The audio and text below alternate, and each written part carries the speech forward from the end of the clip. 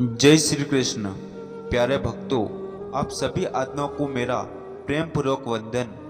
आज की यह वाणी उस चुप संघर्ष की आवाज है जो किसी को दिखता नहीं लेकिन भीतर रोज जलता है।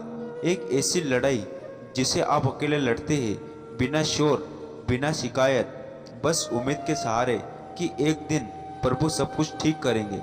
लेकिन कई बार यह सवाल मन को चीरता है, कब तक लड़ूं, कब तक सहूं, क्या मुझे भी कभी चैन मिलेगा। हे श्री कृष्ण, जो भी इस वाणी को पूरे सदाभाव से सुने, आप उनके संघर्ष को एक दिव्य विराम दीजिए, उनकी आत्मा को वो ठहराव दीजिए जिसे कोई सांसारिक सुख नहीं दे सकता। और जो भी हमारे चैनल को भक्ति से सब्सक्राइब करे, आप उनके माता पिता को दीजिए दीर्घ जीवन, शरीर में शक्ति, मन में शांति और घर में सदा सर्वदा आपका आशीर्वाद। जो इस वीडियो को भक्ति से लाइक करे और कमेंट करे, हे कृष्ण मुझे अब थाम लो, उन्हें ऐसा साहस दीजिए कि वे थके नहीं, टूटे नहीं, हारे नहीं। कभी लोग बाहर से मुस्कुरा रहे हैं तो पर भीतर से रोते हुए देखते हैं। वे सुबह उठकर सबके लिए सब कुछ करते हैं, लेकिन रात को अपने तकिए पर सिर रखकर उनकी आंखों नम हो जाती है। उनके मन में कोई शिकायत नहीं होती है, बस एक प्रश्न होता है, क्या मेरी लड़ाई कभी खत्म होगी। श्री कृष्ण कहते हैं, हर आत्मा को उसकी क्षमता से ज्यादा नहीं सहना पड़ता है। तुम पर जो हो रहा है वह इसलिए है क्योंकि तुम्हारे भीतर सहने की शक्ति है जो किसी और में नहीं।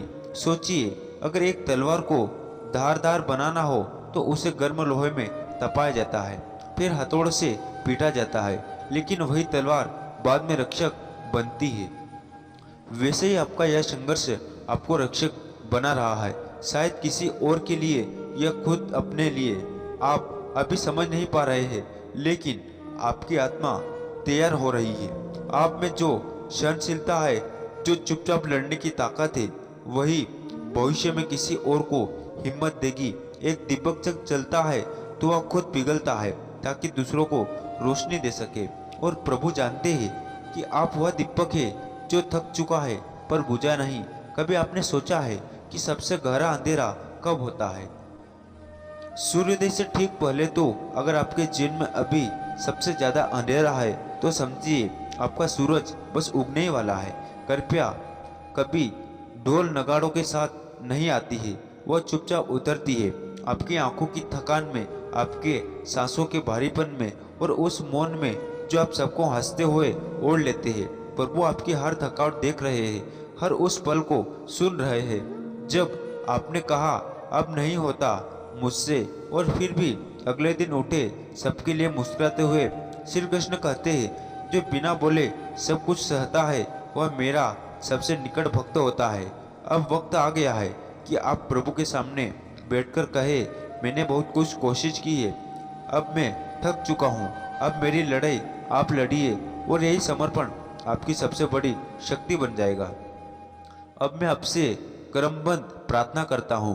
अगर आपने भी कभी आपने संघर्ष की आवाज़ दबाई है, अगर आपने कभी किसी को बिना बताए भीतर ही भीतर टूटने से खुद को बचाया है, तो कृपया अभी इस वीडियो को सदा से लाइक करें, हमारे चैनल को सब्सक्राइब जरूर करें और कमेंट करें, हे कृष्ण अब तू ही मेरी लड़ाई लड़।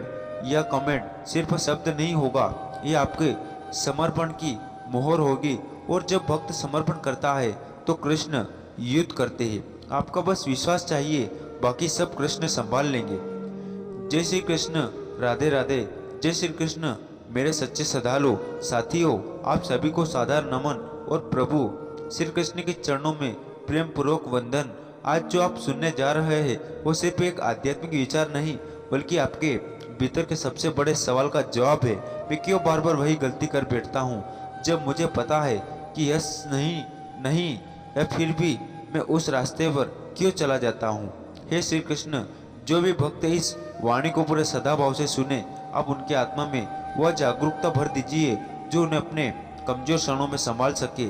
उनके मन में वह शक्ति दीजिए जो उनके हर बार भटकने से पहले चेतावनी दे।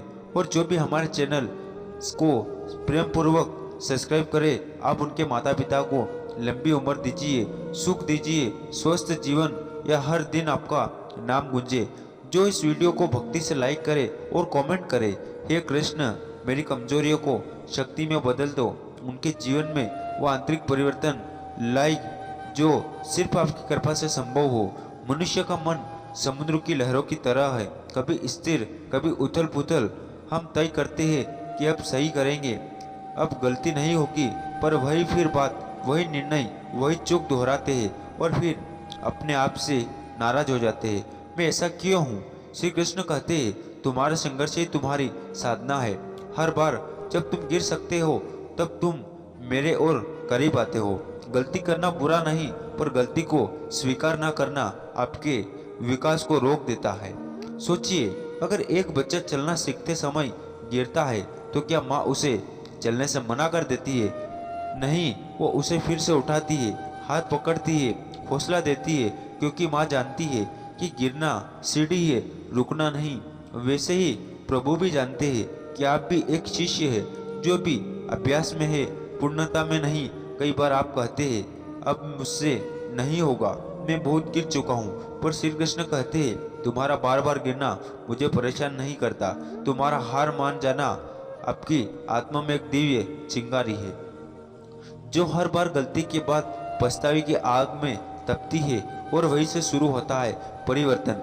अगर आपने कभी अकेले में अपने आप से कहा अब बहुत हो गया, अब मैं बदलना चाहता हूँ, तो समझिए आपका भीतर अब तैयार है प्रभु की कृपा से नया बनने के लिए। पर बदलाव सिर्फ इरादों से नहीं होता, वो संघर्ष से होता है, वो दिशा से होता है। अगर आपको बार बार गलत दिशा की ओर खींचा जा रहा है तो आप अकेले मत लड़िए, श्री कृष्ण को बुलाइए, कहिए हे कृष्ण मैं अपने आप को बार बार गिरते हुए देख रहा हूँ, अब आप मुझे पकड़ लीजिए। जब एक डूबता हुआ व्यक्ति हाथ ऊपर उठाता है तो जीवन रक्षक उसकी वक्त उसे खींच लेता है। बस आपको भी अपने भीतर हाथ उठाना है प्रभु की ओर, क्योंकि जब आप अपनी कमजोरी को प्रभु के चरणों में रख देते हैं तो वही कमजोरी आपकी सबसे बड़ी शक्ति बन जाती है।